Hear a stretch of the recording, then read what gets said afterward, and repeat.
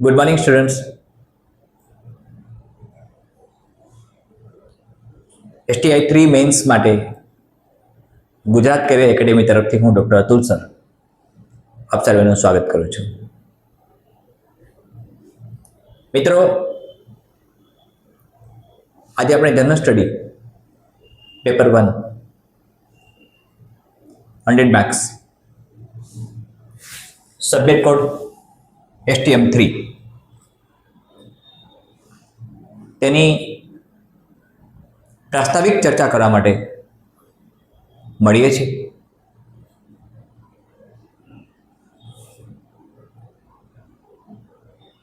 મિત્રો, general study paper 1માં જે content અને કોર્સ આયોગે નક્કી કર્યો છે તેનાથી આપ બધા જ વાકેફ છો. હવે આપણે એને પૂરતો ન્યાય આપવો છે. દરેક પોઈન્ટ્સ મારી પાસે કન્ટેન્ટ છે. 100 માર્ક્સ આપણને મળે છે.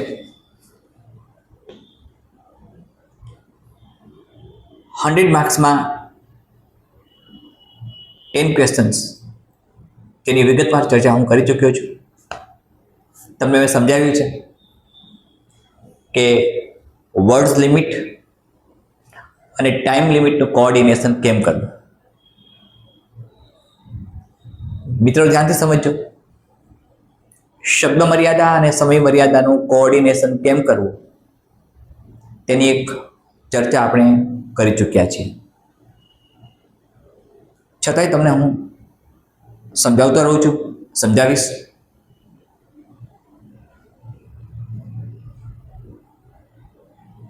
મિત્રો, 10 ક્વેશ્ચન્સ 10 માર્ક્સ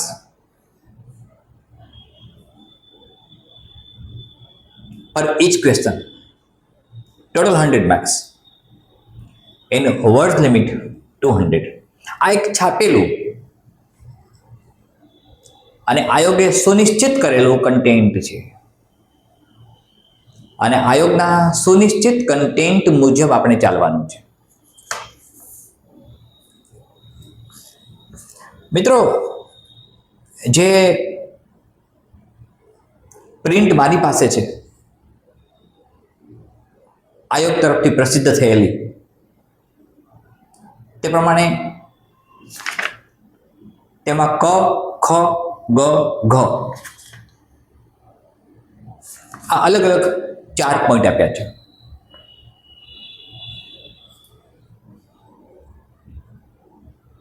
કની અંદર ભારતનો ઇતિહાસ છે. મિત્રો, ઇતિહાસની વાત જ્યારે પણ આવે છે ત્યારે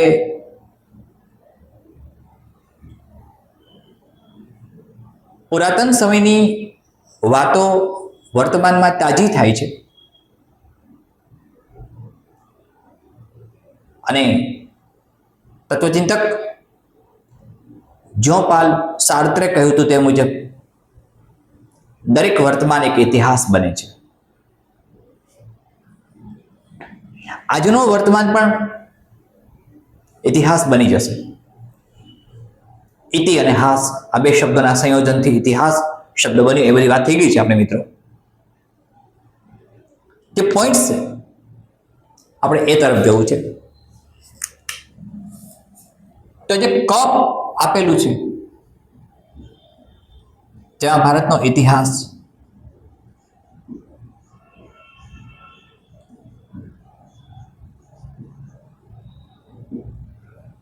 મિત્રો, અદ્ભુત લેન્ડસ્કેપ ધરાવતું, અદ્ભુત પ્રાકૃતિક દ્રશ્યો ધરાવતું કોઈ રાષ્ટ્ર હોય તો તે ભારત છે. ભાતીગળ સંસ્કૃતિ, વૈવિધ્યપૂર્ણ જીવનશૈલી, રંગબેરંગી અલગ અલગ પ્રકારની ડ્રેસિંગ સેન્સ, વેશભૂષા. મિત્રો, આપણે કલ્ચરની વ્યાખ્યા એક સેશનમાં આપેલી.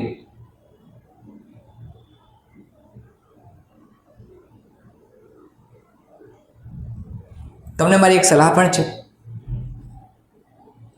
એનસીઈઆરટીના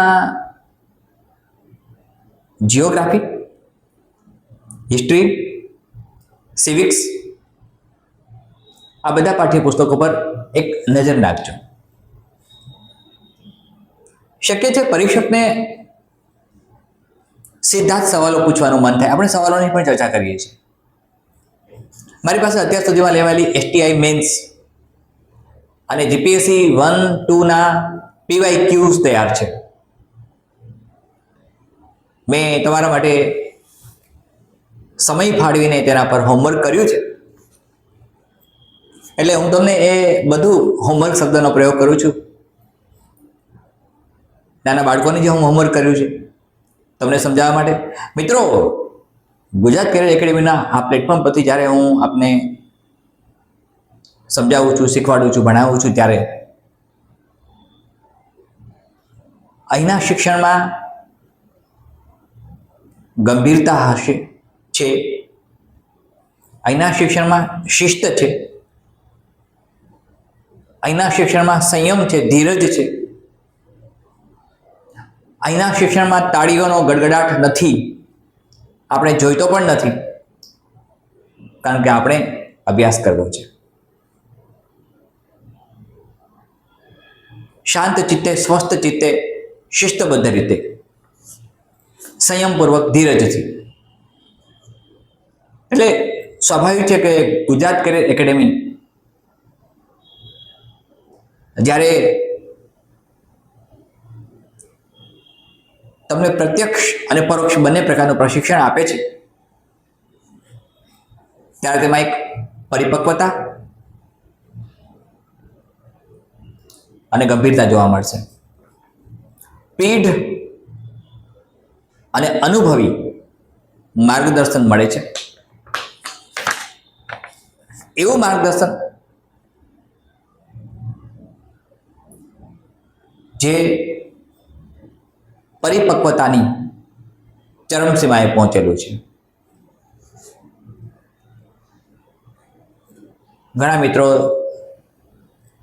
ઘણા બધા સ્પર્ધક મિત્રો ટેવાઈ ગયા હશે તાળીઓના ગડગડાટથી, કોમેન્ટ બોક્સથી.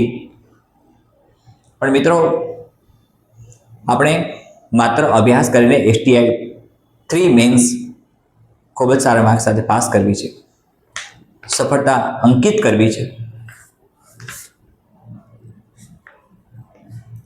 એટલે ગુજરાત કેરિયર એકેડેમીનું આ પ્લેટફોર્મ અન્ય પ્લેટફોર્મ્સથી સંપૂર્ણ જુદું પડે છે.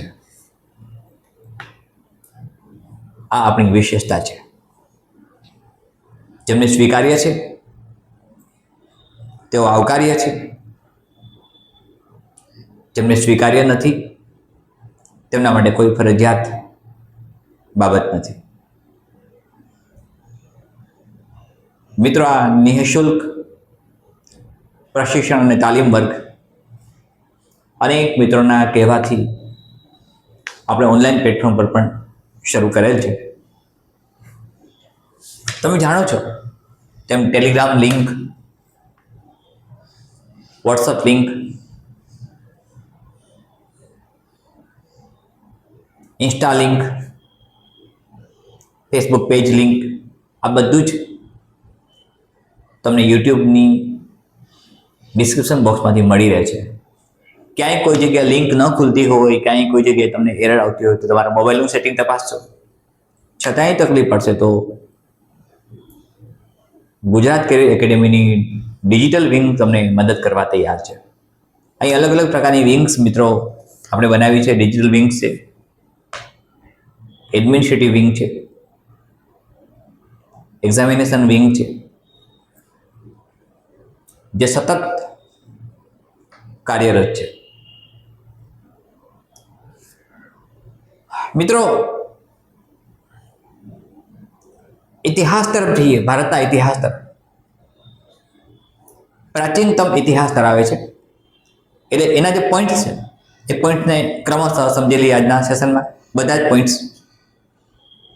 એક સિંધુ ખીણની સભ્યતા, લાક્ષણિકતાઓ, સ્થળો, સમાજ, સાંસ્કૃતિક ઇતિહાસ, કળા અને ધર્મ, સભ્યતા સિંધુ ખીણની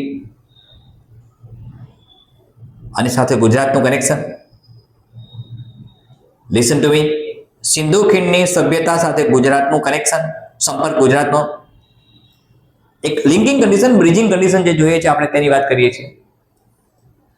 વૈદિક યુગ, જૈન ધર્મ અને બૌદ્ધ ધર્મ, નંદ રાજવંશ. આ પોઈન્ટ નંબર 1 છે. આ પોઈન્ટ નંબર 1 ની વાત કરીએ. આપણે દરેક પોઈન્ટને જો ચર્ચવાનો પ્રયત્ન કરીએ છીએ ધીમે ધીમે, ક્રમશઃ, અને તમને પૂરતું માર્ગદર્શન આપું છું કે તમે કયા પ્રકારના લેવલથી, કઈ કક્ષાએ તમે કામ કરી શકશો. ઇન્ડસ વેલી સિવિલાઇઝેશન તમે ઓલરેડી શીખી ગયા છો. કેરેક્ટરિસ્ટિક્સ, એના ફીચર્સ બધા, કનેક્ટેડ બધા પ્લેસીસ, સ્થળ બધા, તેની સામાજિક વ્યવસ્થા, આર્થિક વ્યવહારો, સમાજ જીવન, બાંધકામ, નગર રચના, બધું જ. અને કયા કયા સ્થળો પર તેનો વિકાસ થયો, કયા કયા સ્થળો કનેક્ટેડ હતા તેની વિગત, તેનો સાંસ્કૃતિક ઇતિહાસ, એનું કલ્ચર કેવું હતું, ત્યાંથી મળેલા અવશેષોને આધારે, ત્યાંથી મળેલા ડેબ્રિસના આધારે ત્યાં લોકો કેવું જીવન એક જમાનામાં જીવતા હતા, કયા પ્રકારની વ્યવસ્થા હતી, કયા પ્રકારના લોકો કઈ રીતે વસવાટ કરતા હતા, એમની વચ્ચેની સંબંધાત્મક ભૂમિકાઓ કેવી કેવી હતી, એ બધું જ સાંસ્કૃતિક ઇતિહાસ કવર કરે છે. કળા અને ધર્મ. મિત્રો, આર્ટ અને રિલિજનનો ખૂબ જૂનો સંબંધ છે. ધર્મ સાથે આપણે કળાને જોડી શકીએ જ્યારે નટરાજની વાત કરતા હોઈએ, લોર્ડ શિવાની વાત કરતા હોઈએ, ભગવાન શિવની વાત કરતા હોઈએ, ત્યારે ચોક્કસ તમને સંગીતના જે 4-7 સૂર છે, સારેગમ પદ નિશા, એ યાદ આવવા જોઈએ. તમને ખબર છે ભગવાન શિવ નટરાજ કહેવાય છે. તમને ખબર છે સંગીતની ગંગોત્રી કઈ છે, સંગીતનો ધ્વનિ કેવી રીતે ઉત્પન્ન થયો તમને એ પણ ખબર છે. સારેગમ પધનિસા સાથે જોડાયેલા વાદ્યો, જોડાયેલી બધી જ માન્યતાઓ તમે જાણો છો. આર્ટ અને રિલિજન આ બંને કોઓર્ડિનેટેડ છે. ગુજરાતમાં સિંધુ ખીણની સભ્યતાનો વિકાસ ક્યાં ક્યાં થયો હતો, કયા કયા સ્થળોએ થયો, એક તેનો કન્સેપ્ટ. પછી વૈદિક યુગ જે આવ્યો તે જૈન ધર્મની મીમાંસા, બૌદ્ધ ધર્મની ફિલોસોફી, બૌદ્ધ ધર્મનો આવિષ્કાર અને ભગવાન બુદ્ધની વાતો, મઠ, વિહારા, આ બધું જ એની અંદર આવી શકે મિત્રો. અને ઘણા બધા સવાલો તેમાંથી પૂછાય છે. નંદ રાજવંશ મહત્વની ભૂમિકામાં આવે. આ નંબર 1 હતું. નંબર 2માં મૌર્ય અને ગુપ્ત સામ્રાજ્ય. મિત્રો, ભારતના ઇતિહાસમાં જે કેટલાક સુવર્ણ યુગો આવ્યા છે, જે ગોલ્ડન એજીસ આવ્યા, આપણે એની પણ ચર્ચા કરીશું કે આ સુવર્ણ યુગોનું યોગદાન ભારતના ઇતિહાસમાં કેવું રહ્યું અને કેટલું રહ્યું. દક્ષિણ ભારત તરફ જ્યારે જઈએ છીએ ત્યારે વિજયનગર સામ્રાજ્ય અને દક્ષિણ ભારતના મહત્વના રાજવંશો, જેમાં હાલનું તેલંગાના, ત્યાં એક કેપિટલ હતું કાકટિયા ડાયનેસ્ટીનું, વારંગલ. અલગ અલગ દક્ષિણ ભારતના બધા જ રાજવંશો આપણે જોઈ લઈશું, જોવાના છે. આ પોઈન્ટ્સ એટલા માટે સમજાવું છું ફરીથી કે તમને રિસાઇટ થાય, રિમેમ્બરિંગ થાય અને તમારા મનમાં એકદમ સ્પષ્ટ થાય. પોઈન્ટ નંબર 4 જે આપ્યો છે એ ગુજરાતના મહત્વના રાજવંશો. મિત્રો, સામાન્ય સંજોગોમાં આપણે માત્ર સોલંકી ડાયનેસ્ટીનો અભ્યાસ કરતા હોઈએ છીએ વધારે, કારણ કે તેનું મહત્વ વધારે છે. અને તમે જાણો છો સોલંકી ડાયનેસ્ટી કે જે સુવર્ણ યુગ ગુજરાતના ઇતિહાસનો ગણાય છે તેની વાત. પણ હું તમને ગુજરાતનો ઇતિહાસ ગુજરાતના પરિપ્રેક્ષ્યમાં પણ લઈ જઈને શીખવાડીશ. આપણે ગુર્જરથી શરૂ કરીશું અને અર્વાચીન ગુજરાત સુધી પહોંચી જઈશું. વહીવટી તંત્ર, એડમિનિસ્ટ્રેશન, કલા. મિત્રો, આર્ટ જીવનનો ભાગ છે. અસાય ઠાકોરે બિફોર 700 years ago, 700 વર્ષ પહેલા ભવાઈ શરૂ કરી.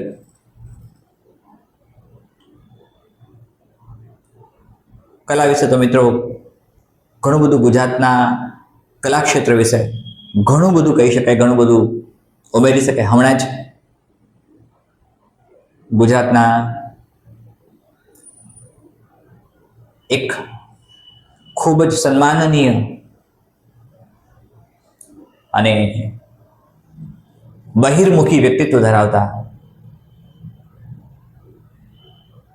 શાનદાર નર્તિકા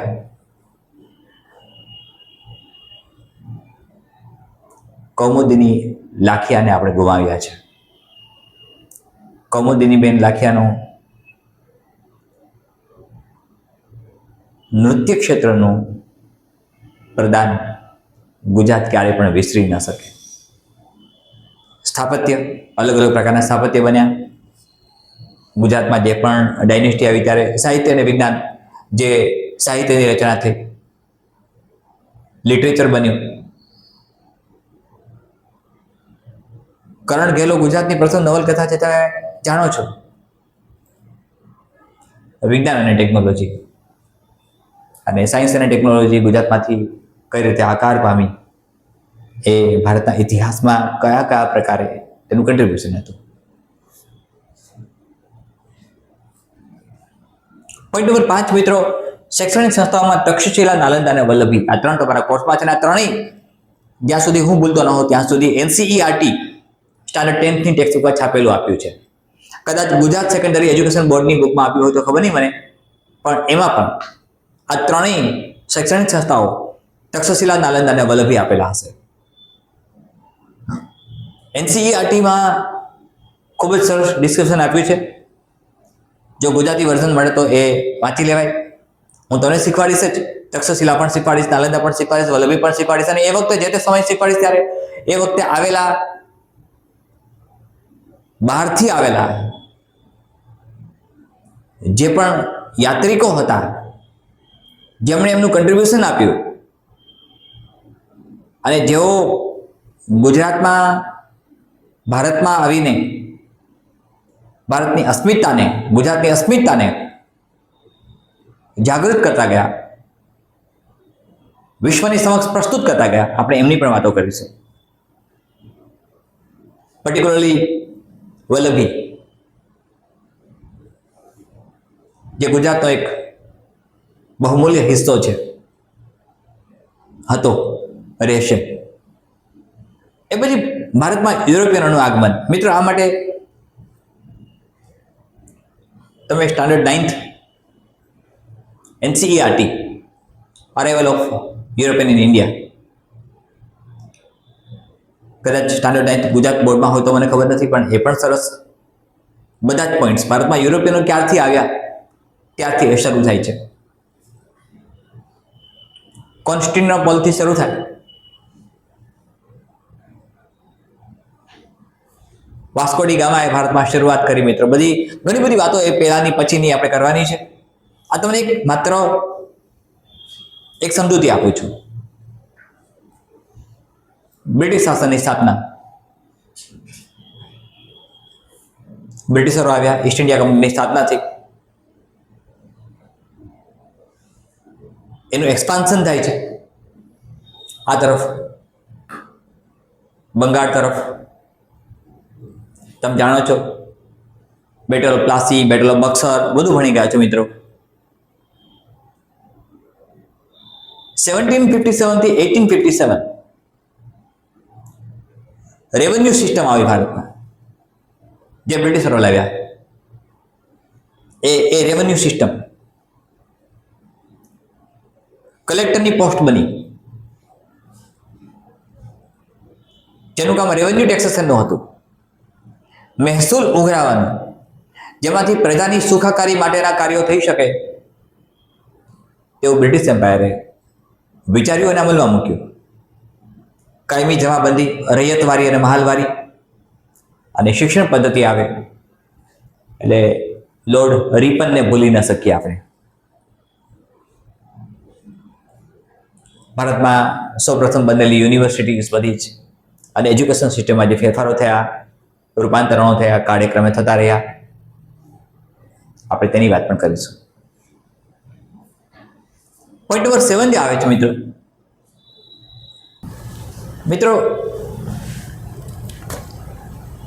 પોઈન્ટ નંબર 7 જે છે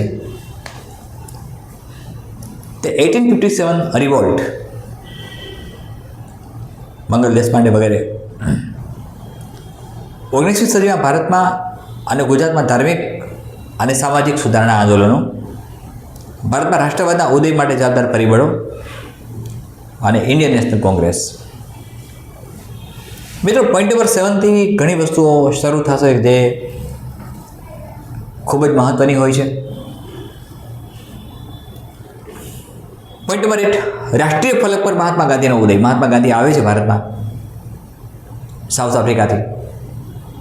તેમના વિચાર, સિદ્ધાંતો અને જીવન દર્શનનો ભારતના રાજકીય, સામાજિક, આર્થિક, ધાર્મિક અને સાંસ્કૃતિક જીવન પર ભૂમિકા ખૂબ જ મહત્વની વસ્તુ છે. મિત્રો, વારંવાર મેં તમને કહ્યું છે, કદાચ ભૂલી ગયા હો તો ફરીથી કહી દઉં, હું ગાંધીયન ફિલોસોફીનો હિમાયતી છું. ગાંધીયન ફિલોસોફી મારા જીવનનો હાર્દ છે અને ગાંધી મારા હીરો છે. ગાંધીયન ફિલોસોફી મિત્રો તો યાદ કરજો. એડમિનિસ્ટ્રેશનનો પાયો, સોશિયલ વેલફેરનો પાયો ગાંધીયન ફિલોસોફીમાંથી મળે છે. એક બ્યુરોક્રેટને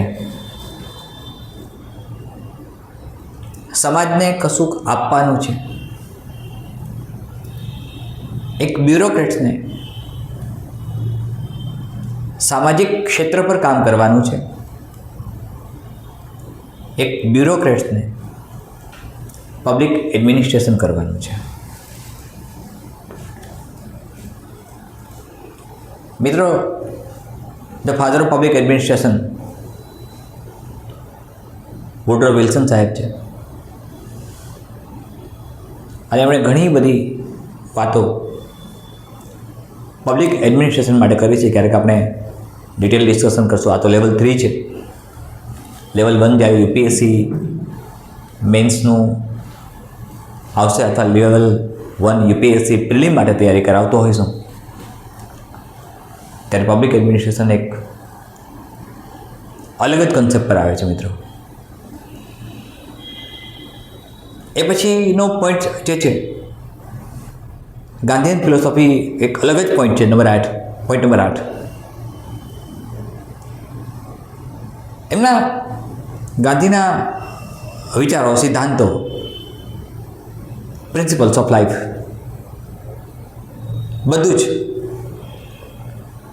પોઈન્ટ નંબર 8માં ભણવાનું છે, એનો અભ્યાસ કરવાનો છે. પોઈન્ટ નંબર 9માં national movement, freedom movement, national freedom movement, સ્વતંત્રતા ચળવળ અને સ્વાતંત્ર્યોત્તર એકીકરણમાં સરદાર પટેલની ભૂમિકા. દેશી રજવાડાનું વિલીનીકરણ કર્યું, ભાવનગર સ્ટેટ પહેલું સ્ટેટ બન્યું, સ્વયં સરદાર પટેલ પણ આવ્યા અને સૌથી પહેલું સ્ટેટ ભાવનગર બન્યું, એ પણ આપણને ખબર છે. મિત્રો, તમને ખ્યાલ હશે જ, ભાવનગરના રાજા કૃષ્ણકુમારસિંહજી સ્વતંત્ર ભારતના એ વખતનું ચેન્નાઈ, હાલનું ચેન્નાઈ, એ વખતનું મદ્રાસ, તેમના ગવર્નર બન્યા. તમને પણ ખબર હશે, તેમને ક્રિકેટનો અદ્ભુત શોખ હતો, ક્રિકેટ ટીમમાં પણ હતા. ખૂબ જ જબરદસ્ત કામ કર્યું છે. જ્યાં સુધી મારી સમજણ કામ કરે છે ત્યાં સુધી ભાવનગર સ્ટેટ પહેલું બન્યું કે જેમણે કૃષિ ક્ષેત્રે આઝાદી પહેલાં ઘણી બધી નવી નવી વિચારધારાઓ આપી, નવા નવા નિયમો પણ આપ્યા જે પ્રજાના હિત અને સુખાકારી માટેના હતા. એ પછી પોઈન્ટ નંબર 10, ભારત અને વિદેશમાં ભારતીય ક્રાંતિકારીઓ. ઇન્ડિયામાં હોય અને ભારતમાં પણ હોય ક્રાંતિકારીઓ. રિવોલ્યુશનની વાત આવેલા અરવિંદ ઘોષને આપણે ન ભૂલી શકીએ, જેઓ અંગ્રેજી સાહિત્યના ગાયકવાડ યુનિવર્સિટીમાં પ્રોફેસર હતા, HOD પણ હતા. આઝાદ હિંદ ફૌજની રચના અને સુભાષચંદ્ર બોઝ, ક્યારેય ન ભૂલી શકાય તેવી વાતો છે બધી. એ પછી 11માં પોસ્ટ ઇન્ડિપેન્ડન્સ એરા, સ્ટાન્ડર્ડ 9th, આ બધું મિત્રો સ્ટાન્ડર્ડ 9th અને 10thનું, પર્ટિક્યુલર સ્ટાન્ડર્ડ 9th NCERT અને GSEBનું છે. મને ધ્યાનથી સમજવાનો પ્રયત્ન કરજો. આઝાદી પછીનું બાદ પોસ્ટ ઇન્ડિપેન્ડન્સ ઇન્ડિયા પછી જે સમસ્યાઓ બની છે, પણ દેશના રાજ્યનું પુનર્ગઠન થયું, મહાગુજરાતની ચળવળ આવી, મુવમેન્ટ આવી, હવે તેની ઘટનાઓ બની. મિત્રો, આ બધી વાતો ભારતના ઇતિહાસમાં આપણને ગુજરાત સુધી લઈ જાય છે. મહાગુજરાત ચળવળ. હવે મિત્રો, આ બધી વાતો જે આપણે કરી એ ભારતના ઇતિહાસ પૂરતી કરી અને નંબર ઓફ પોઈન્ટ્સ 11 છે. મિત્રો, આમાંથી જે કેટલાક સવાલો જે મારી પાસે PYQની ફાઇલ મેં તૈયાર કરી છે અને એમાં જે સવાલો પૂછાયેલા છે, એમાં 2019નો એક સવાલ છે,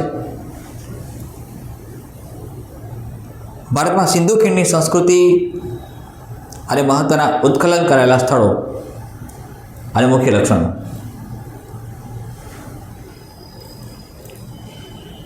આ મિત્રો PYQમાં આવે છે. Previous year question. હિસ્ટ્રીમાં GS1માં 2019 ક્લાસ 1 ક્લાસ 2 માટે કોઈ પ્રકારના ફેરફાર કર્યા વગર સ્વતંત્રતા ચળવળ અને સ્વાતંત્ર્ય એકીકરણમાં સરદાર પટેલની ભૂમિકા, એના પર એક સવાલ હતો. ભારતીય સ્વાતંત્ર્ય સંગ્રામમાં ગુજરાતી સ્ત્રી આઝાદી લડવાઈઓએ ભજવેલી ભૂમિકા પર નોંધ લખો. ગુજરાતી સ્ત્રી આઝાદી લડવૈયાઓ. તમે ક્યારેય પણ પૂર્ણિમાબેન પકવાસાને ભૂલી ન શકો, જેમને ડાંગની દાદી તરીકે ઓળખવામાં આવ્યા. ગાંધીજીએ એમને ડાંગની દાદી તરીકે ઓળખાવ્યા.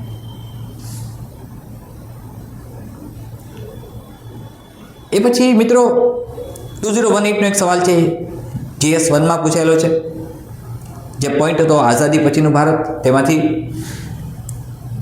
યુનાઇટેડ સ્ટેટ્સ ઓફ કાઠિયાવાડ પર સંક્ષિપ્ત નોંધ લખો તેમજ ભારતીય સંઘમાં તેના વિલીનીકરણની પ્રક્રિયાઓનું વર્ણન કરો. મિત્રો, કાઠિયાવાડ એક અલગ જ પ્રકારનું યુનાઇટેડ સ્ટેટ્સ બન્યું. આપણે એની ચર્ચા કરીશું મિત્રો. એ પછી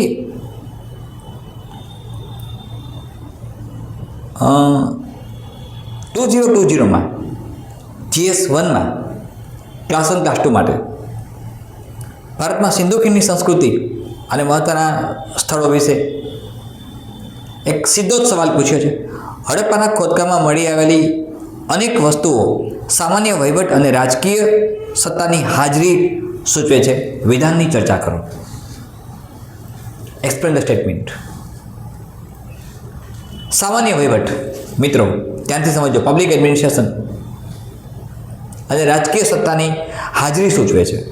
હડપ્પિયન કલ્ચરમાંથી આપણને જે એના આર્કિયોલોજીકલ સર્વે દરમિયાન એના ડિગિંગ દરમિયાન આપણને જે વસ્તુઓ મળી તેની ચર્ચા કરવાની છે. તેનો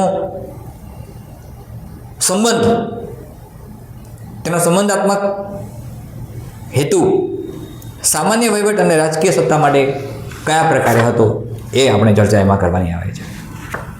મિત્રો આ બધા સવાલો એવા છે કે જે ઓલરેડી 2019 હિસ્ટ્રીમાં એક સવાલ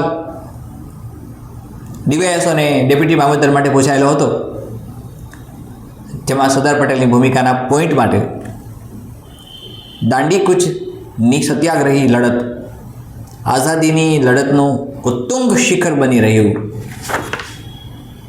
પરંતુ તે પછીના વર્ષોમાં લડતમાં ઓટ આવી. ઉપરોક્ત વિધાનની ફલશ્રુતિના સંદર્ભમાં સમીક્ષા કરો. મિત્રો શૈક્ષણિક સંસ્થાઓ વલ્લભી, નાલંદા અને તક્ષશિલાની વાત મેં કરી આપને. તો GS1 GS2માં 2020માં સવાલ શૈક્ષણિક સંસ્થાઓ વલ્લભી, નાલંદા, તક્ષશિલા માટે UN સંઘના નોંધ્યા પ્રમાણે વલ્લભી વિશ્વવિદ્યાલયની શિક્ષણ પ્રણાલીની વિવેચનાત્મક ચકાસણી કરો. મિત્રો આ સવાલ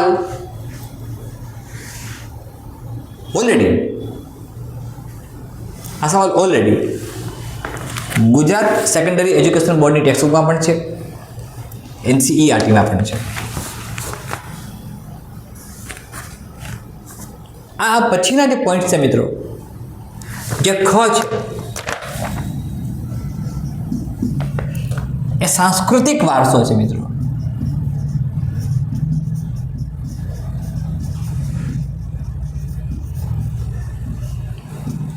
વારસો શબ્દ મિત્રો આવે એટલે સ્વાભાવિક છે કે આપણને જે આપણા પૂર્વજો તરફથી મળ્યું છે, જે લીગસી મળી છે, આપણે એ લીગસીને વારસો કહીએ છીએ. હેરિટેજ.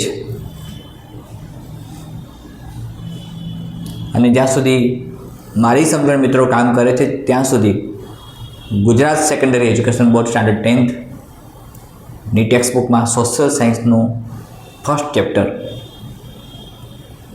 હેરિટેજ ઓફ ઇન્ડિયા છે, જેમાં કલ્ચરને ડિફાઇન કર્યું છે, ફેર્સ એન્ડ ફેસ્ટિવલ્સ આપ્યા છે ગુજરાતના બધા જ, અને ઘણી બધી વાતો લખી છે. સાંસ્કૃતિક વારસામાં આપણને એક બાયોલોજિકલ વારસો મળે છે. હેરિટેજ બે પ્રકારના હોય મિત્રો, એક નેચરલ હેરિટેજ અને એક મેનમેડ હેરિટેજ. નેચરલ હેરિટેજમાં પ્રકૃતિએ આપેલું હેરિટેજ આપણને, નદીઓ લોકમાતા તરીકે પૂજાય છે, રિવર્સ આર નોન એઝ લોકમાતાસ, mountains, landscapes, wild life, diversities, આ બધું એમાં આવી શકે. એ ડેફિનેટલી નેચર મેડ છે, નેચરલ હેરિટેજ છે. અને મેન મેડમાં બધા જ મોન્યુમેન્ટ્સ જે મેન મેડ છે, જેમાં સ્કલ્પચર, શિલ્પ, સ્થાપત્ય, ભારતીય સમાજની મુખ્ય લાક્ષણિકતાઓ આપેલો પોઈન્ટ છે. ઇન્ડિયન કલ્ચર પ્રાચીનથી અર્વાચીન સમય સુધીના તેના સ્વરૂપો, સાહિત્ય, લિસન ટુ મી, અને ભારતીય સમાજની મુખ્ય લાક્ષણિકતાઓ. આપણે નોર્થથી સાઉથ સુધી અને ફ્રોમ વેસ્ટ ટુ ઈસ્ટ સુધી જવું પડે. આપણે ખાસી કોમ્યુનિટી પણ ભણવી પડે. આપણે આ તરફ પણ જવું પડે, ઉપર પણ જવું પડશે મિત્રો, નોર્થ તરફ અને સાઉથ તરફ. ભારતીય ચલચિત્રો અને રંગભૂમિ તથા તેનો સમાજ પર પ્રભાવ. આપણે ક્યારેય પણ દાદા સાહેબ ફાળકેને ભૂલી ન શકીએ. આપણે ક્યારેય પણ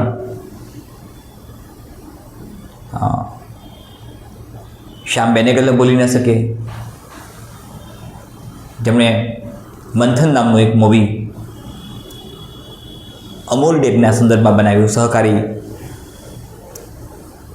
મંડળીઓના સંદર્ભમાં બનાવ્યું, પબ્લિક વેલફેર માટે બનાવ્યું. ડૉક્ટર વર્ગીસ કુરિયન સાહેબ હંમેશા યાદ રહે આપણને. ભારતીય ચલચિત્રોની અસર ક્યારે ભારતમાં ચલચિત્રો શરૂ થયા અને અત્યાર સુધીના મોડર્ન કન્સેપ્ટ સુધી, રંગભૂમિ, બધી જ નાટ્ય સંસ્થાઓ આપણે ક્યારેય પણ જયશંકર સુંદરીને ન ભૂલી શકીએ. હંમેશા સ્ત્રી પાત્રમાં તેમણે અભિનય કર્યો. મિત્રો, ઘણી બધી વાતો કરીશું આપણે એમની. પછી ગુજરાતના કળા અને કસબ, ગુજરાતી રંગભૂમિ, ગુજરાતમાં જ્યાંથી શરૂઆત થઈ ત્યારથી અત્યાર સુધીનું બધું જ લોક સંસ્કૃતિ અને મૌખિક પરંપરા, તે ડાયલેક્ટ્સ, અલગ અલગ બોલીઓ છે, અને દરિયાકાંઠાની સંસ્કૃતિ અને આદિવાસી સંસ્કૃતિ. મિત્રો, આ બધું જે તમને હું કહું છું એ આયોગ દ્વારા નક્કી કરેલી પ્રિન્ટ ઉપરથી સમજાવું છું. આ જ પ્રકારે એક પોઈન્ટ નંબર ગ છે, એ ભૂગોળ છે.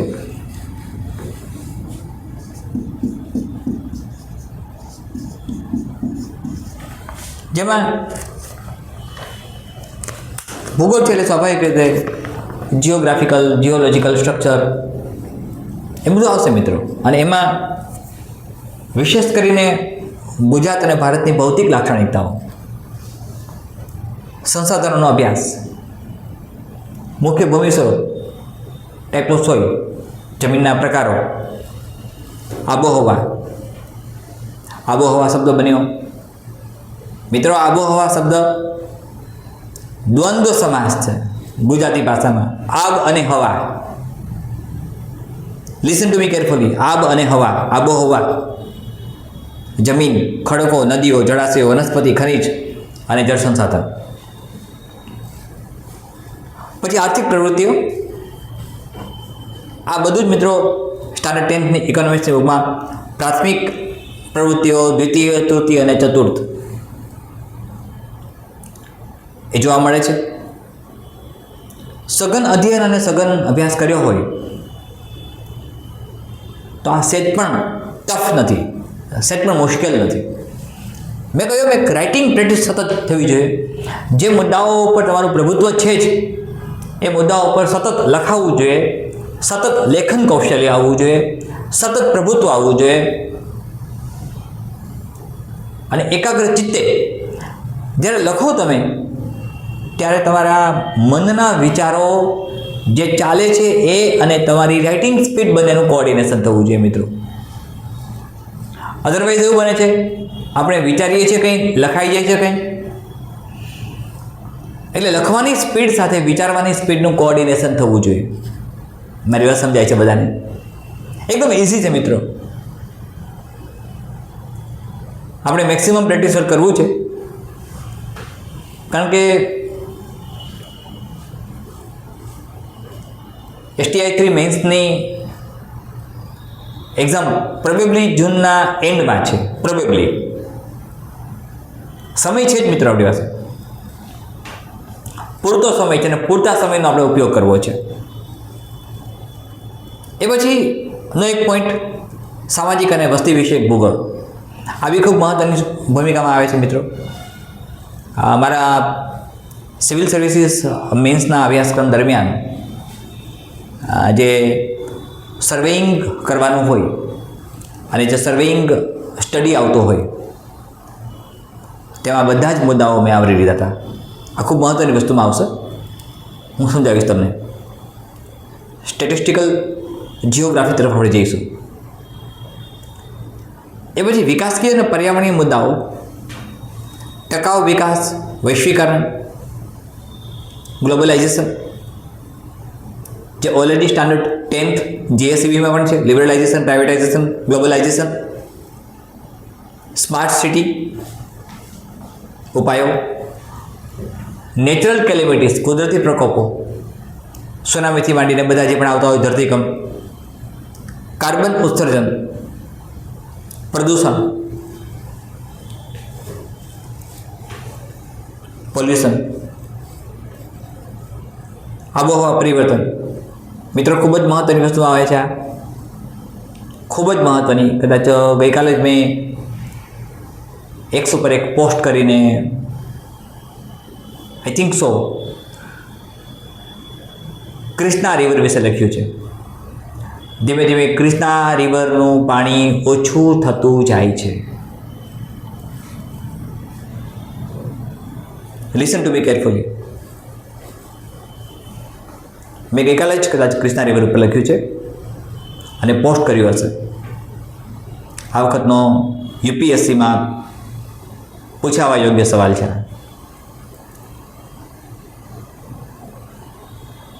તો એ પણ મિત્રો આની અંદર સમાવિષ્ટ છે.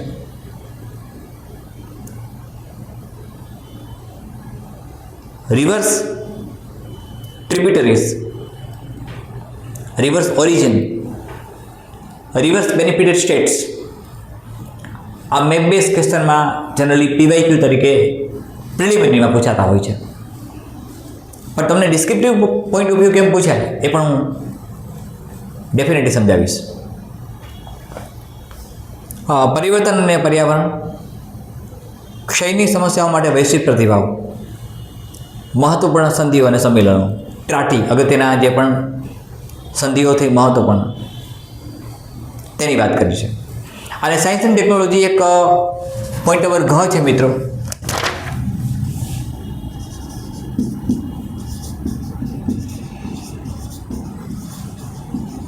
Science and technology.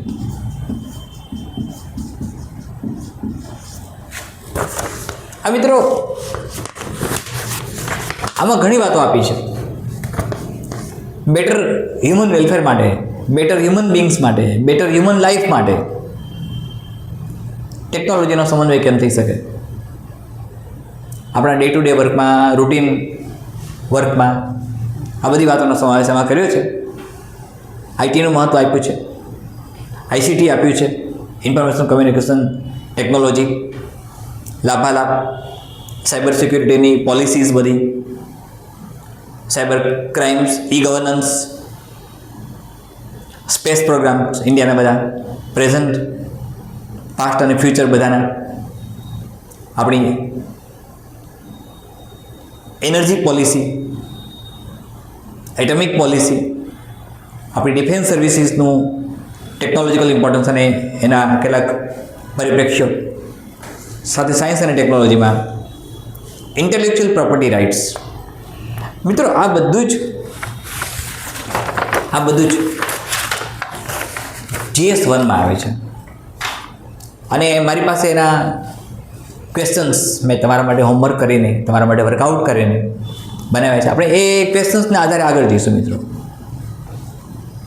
કયા પ્રકારના સવાલો પૂછાશે, કયા સવાલો પૂછાશે એ તમારે ચિંતા કરવાની જરૂર નથી. તમારે મન મૂકીને વરસવાનું છે, તમારે મન મૂકીને વાંચવાનું છે, મન મૂકીને મહેનત કરવાની છે. મિત્રો જીવનમાં મળેલી આ એક ઉમદા તકને ગુમાવતા નહીં. મેં કહ્યું એમ 50% તમારી લેંગ્વેજ આવે છે અને 50% તમારું જનરલ સ્ટડી આવે છે. અને મિત્રો જનરલ સ્ટડીમાં કશું જ નવું નથી. જે જૂનું છે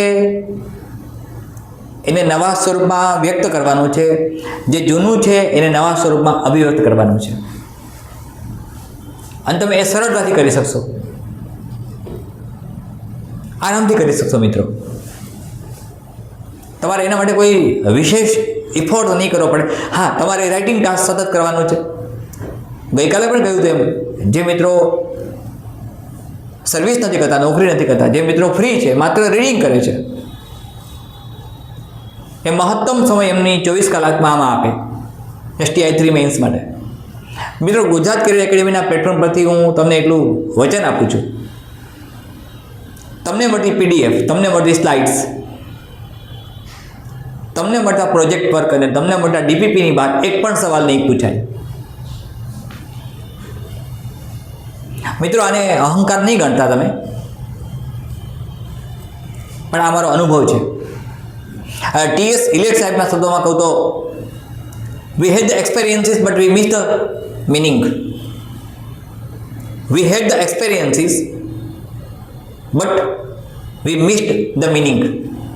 આપણે એનો મિનિંગ મિસ નથી કરવો. હવે મારી વાત તમને સમજાય છે મિત્રો? તમારા માટે ગુજરાત કેરિયર એકેડેમીની હેલ્પલાઇન સતત તૈયાર છે મદદ કરવા માટે. તમને કોઈ પણ પ્રકારની STI 3 મેઇન્સ માટેની મૂંઝવણ હોય, તકલીફ હશે, સમસ્યા હશે, એ દૂર થઈ જશે. બસ તમે માત્ર મહેનત કરો, ખૂબ સારું કાર્ય કરો અને સતત આગળ વધતા રહો. GS1ની આજે વાત મેં આજે કરી. હવે પછીના બધા જ પોઈન્ટમાં આપણે PYQના આધારે સંભવિત સવાલો જે પૂછાય છે એ, અને એમાં રાઇટિંગ ટાસ્ક કેવું હોવું જોઈએ અને કયા પ્રકારના આઈડિયલ આન્સર્સ આવવા જોઈએ અને કયા પ્રકારનું લેખન તમે કરશો તેની વિગતવાર વાત કરીશું. તમને PDF ફોર્મ પણ મળશે. શક્ય હોય ત્યાં સુધી ટેલિગ્રામ ચેનલ પર જોડાઈ જાઓ, WhatsApp ચેનલ પર જોડાઈ જાઓ. શક્ય હોય ત્યાં સુધી મહત્તમ મિત્રો YouTube ચેનલને સબસ્ક્રાઈબ કરે ગુજરાત કેરિયર એકેડેમીની. એવો પ્રયત્ન કરો જેથી તમારા મહત્તમ મિત્રો ભાગ લઈ શકે. મિત્રો, એકબીજાને મદદ કરો, સંયમ અને શિસ્તથી કામ કરો. મેં કહ્યું એમ, અહીં તાળીઓના ગડગડાટની જરૂર નથી. મિત્રો, આ મનોરંજનનું માધ્યમ નથી.